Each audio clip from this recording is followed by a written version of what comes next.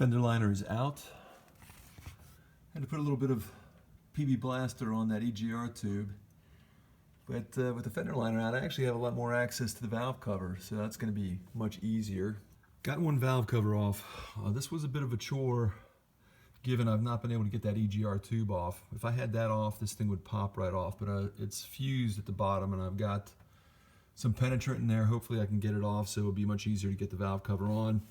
But one thing I noticed is that this chain is horribly loose. You can see as I'm moving that around, but there's definitely a tensioner issue here, and I'm hoping I don't have broken parts that have gone into the oil pan. I'm making progress slowly but surely. Take out your fender liner. It's going to make it so much easier to get to these lower valve cover bolts. There was no way I was going to be able to get to that easily, especially with that air conditioning accumulator on. I've just been able to loosen all those up in no time once I got the fender liner out.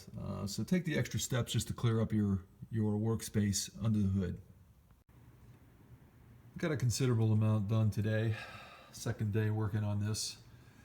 Both cam covers are removed. This passenger side is a bare. I had to take all that electrical material, the battery out, so I could pull the electrical harness out of the way. The harmonic balancer is off. All I got to do is remove that power steering pump, and then I can crack this thing open.